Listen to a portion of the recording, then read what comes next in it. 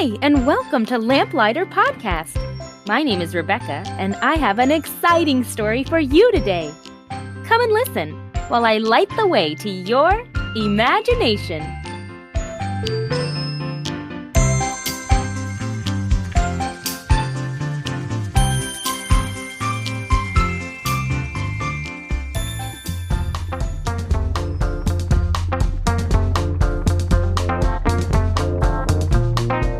Hi, everyone. Today we have a story that takes us into the deserts of Africa. Oh, I love dessert. They're so tasty and sweet and full of yumminess. Momo, you're thinking about dessert. Dessert is really yummy, but I'm talking about a desert. A desert is a large place that doesn't get a lot of rain. Deserts are very dry and don't have many plants growing. Oh, well, that doesn't sound as nice as dessert. Oh, my favorite dessert is acorn pie. Well, I like ice cream. In our story today, we're going to meet a little critter called an elephant shrew. Elephant shrews look kind of like little mice, but they have long noses, like elephants. The little shrew in our story today lives in the hot desert of Africa, and he also likes dessert. Ooh, what's his favorite dessert? Well, why don't we start our story and find out?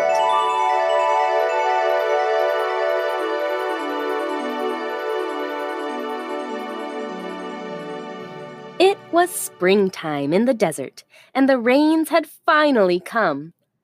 All year long, every creature that lived in the desert waited and waited for this glorious time of year when the rain came blowing in, and afterward, 1,000,000 colorful flowers began to bloom. These bright flowers were a beautiful sight to the creatures who lived there. It was certainly Zuri's favorite time of year. All year long, the little elephant shrew was busy, looking for insects, fixing his burrow, and making sure his territory stayed safe from predators.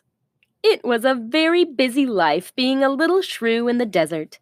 But when springtime came, he could always look forward to his favorite thing, the nectar that came in all these beautiful flowers. When the rain began to finally fall, he would excitedly watch the ground, waiting for the small green shoots to come up. They would slowly peek through the soil, growing bigger and bigger each day as they reached up for the sun. Zuri would watch in excitement as he saw buds begin to form on the top of each stalk. Then, finally, the day would come when the buds began to open, revealing colorful flowers of all kinds. Some smelled like sweet berries, some smelled like hot chocolate, and some smelled like delicious oranges. But the best part was that each flower tasted amazing. Zuri was used to eating bugs, and he liked bugs, but nectar was 1,000,000 times better than any desert bug. Bugs were crunchy and salty, but nectar was smooth and sweet. Yes, this is why spring was his favorite time of year, the delicious nectar. But it never felt like it lasted long enough. After a couple short weeks of eating delicious nectar every day, Zuri began to notice the flowers looking tired and worn out in the hot desert sun. Soon the petals began to fall off, and it was getting harder to find fresh flowers. He sighed, knowing that spring was almost over. He hoped that he could find a few more flowers before the long, hot summers stole them all away. The next morning, he went to search for the last patches of flowers, looking in all the shady areas. After a while, he realized that all the flowers must be gone already. So he sadly decided to give up on any more flowers this year and began to search for bugs instead. It wasn't long before he saw a line of ants and began licking them up. As he was eating, though, he saw a flash of color in the distance. He stopped for a second and tried to see what was over there. Could it possibly be what he was wishing?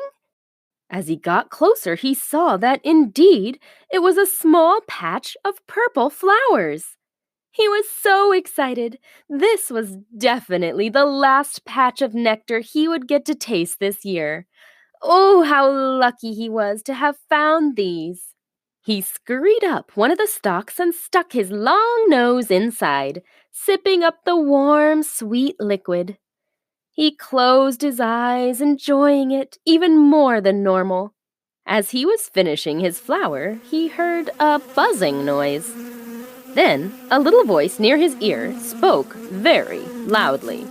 You leave now. You leave now. These flowers are mine. Okay, Mr. Funny Nose? Zuri looked up, nectar all over his nose, and saw a very grumpy-looking bee sitting on the edge of the flower. The bee had been talking so fast, he wasn't quite sure if he had heard him correctly. So Zuri just said, Oh, hello, friend. I see you found one of the last patches of flowers, too. If you'd like to share them with me, I would Share? I don't want to share.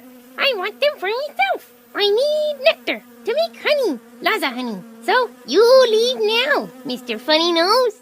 Zuri looked confused. Why wouldn't this bee just share with him? Well, I'm happy to share these flowers with you. I don't understand why we You just don't can't need to share. understand. You need to leave, or else I sting you with my stingy. Zuri's eyes widened. Why was this bee being so mean? But he knew one thing. He did not want a sting from a bee today. He sadly looked at the rest of the flowers, then at the angry bee. He knew it wasn't worth a fight. So he said, I'm sorry you feel so angry, Mr. Bee. I guess these flowers are yours.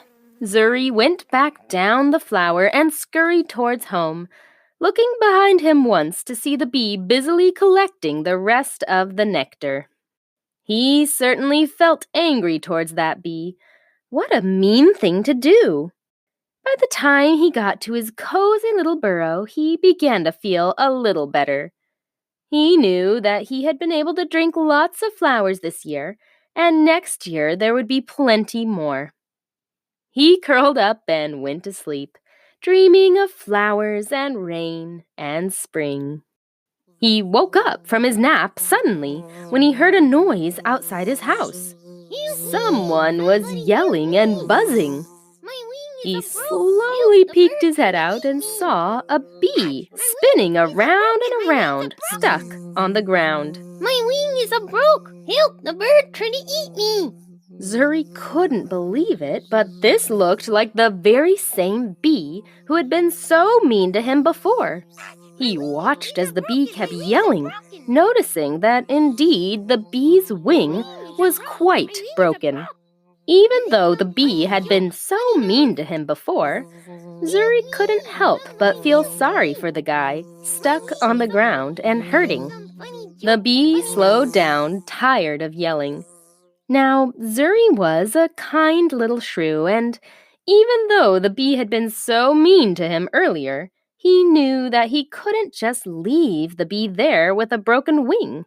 He was sure that a hungry creature could find him and eventually would gobble him up. So he crawled out of his burrow towards the bee. The bee noticed him right away and looked very surprised. What are you doing here, Funny Nose? You gonna eat me? He said angrily. I don't eat bees. I just wondered if you need any help. The bee was even more surprised now and looked very confused. You wanna help me? Is this some funny joke, Funny Nose? No, this isn't a joke. If you stay out here, something is going to eat you, so do you need help? I can help you get back to your family. The bee stared at the shrew, seeing that he was serious. Tears began to fill her eyes. You helping me? But I take all your flowers. Zuri nodded. I know, but maybe if you see what it feels like to have someone be nice to you, you'll start being a little nicer too. I can't just leave you here anyways. You are kind, Shrew. Nice, Shrew. Not funny, no, Shrew. Very nice, Shrew. Can you take me to my hive? I need the hive doctor to fix my wing. I can take you to your hive, but first, I need to know your name. My name is Zuri. The shrew smiled. Bahati. My name's Bahati. Zuri helped Bahati onto a leaf and began to pull Bahati back to her hive. Bahati gave Zuri directions on how to get there, and on the way they talked, learning about each other. They were both surprised to see that they got along very well and even laughed a lot together. Finally, Bahati pointed and said, There it is. Up ahead was a lone desert tree with a large beehive hanging off. There were hundreds of bees coming and going, and when Zuri and Bahati got closer, the bees noticed the funny pair walking towards them. Sister Bahati, where have you been and who is this Shrew? One of the bees exclaimed, coming closer. Then she noticed Bahati's broken wing. Oh, sister, you need a doctor. We must get you to the hive and fix your wing. She flew away and collected more bee sisters to come lift Bahati into the hive. As they were preparing to lift her, Bahati said, Wait, sisters. Then she looked at Zuri. Nice, Shrew. I want to give you a present for all your niceness. I will tell my sisters to bring it down. You, wait here. Zuri smiled and agreed to wait below for the present. He didn't expect such kindness from a bee who, earlier that day, had been so rude. But perhaps he had helped this little bee to change. He watched happily as the bees buzzed their sister Bahati up into the hive. He waited a bit, enjoying the restful shade of the tree, and then heard a loud buzzing again. He looked up and saw several bees carrying a large, heavy leaf down towards him. What could that be? They came closer and closer to Zuri, eventually laying the leaf down in front of him. The leaf was closed up like a large bag, but he could smell something wonderful inside. It smelled sweet and juicy and thick. Our sister Bahati wanted to give you the most precious gift, our honey. Zuri's eyes widened. The leaf was full of honey? He had never had honey, but he heard that it was even more delicious than nectar. Before he could think more about it, though, all the bees around him began to dance and sing.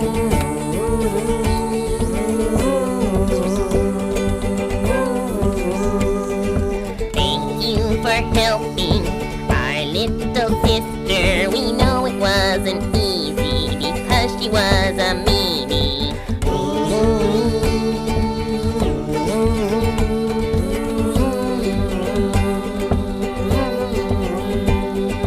You showed her kindness, you brought her back to us. Now our hive's complete, so we're giving you this treat. So thank you again for helping our friend. You didn't really have to, but you chose to show grace. You chose to show grace. You showed her grace.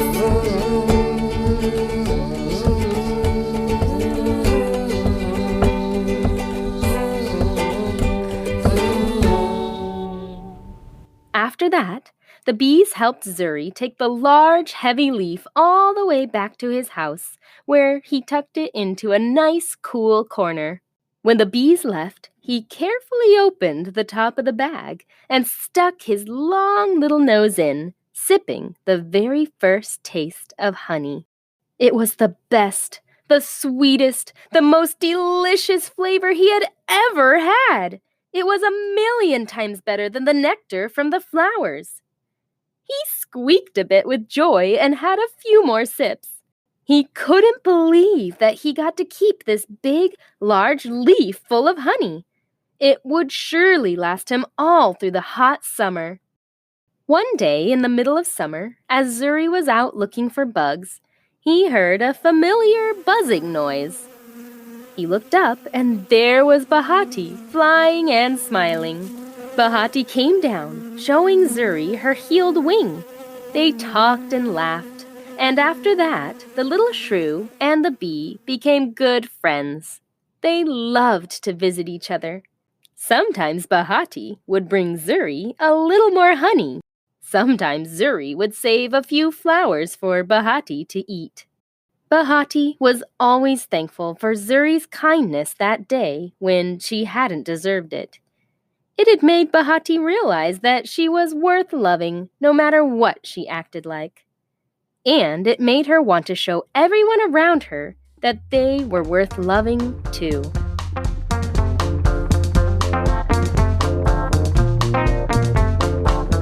I bet Zuri was super happy about the delicious honey he got. It was a good thing that he helped Bahati that day. He got even more deliciousness than he imagined. You're right. Because Zuri chose to help Bahati, he got to have a new friend and some delicious treats too. Yeah, he got dessert in the desert. Gosh, this story makes me want dessert. Me too, Momo. Now, let's talk about our virtue in this story. Our virtue in this story is grace. When you give someone grace, that means that you treat them nicely even though they don't deserve it. Maybe someone did or said something mean to you. If you continued to be nice to them, that means that you are giving them grace. Sometimes when you give someone grace, it makes them see that what they did to you was wrong. And sometimes that changes their hearts, just like it did with Bahati when she realized how mean she had been. And she gave Zuri some honey because she wanted to say thank you for giving her grace. That's right. We may not always get special presents for showing someone grace, but showing grace is always a good place to start when someone has been mean to you. It's not always easy, but it can really show someone, more than anything else, how loved they are.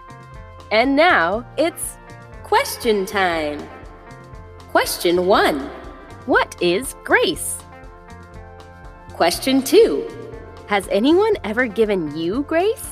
Has your mom or dad or friend been kind to you even when you have been mean to them? How did that make you feel? Okay, can we go get some dessert now? I just really want some acorn pie. Sure, Momo. Let's go bake some together. See you in our next episode, everyone.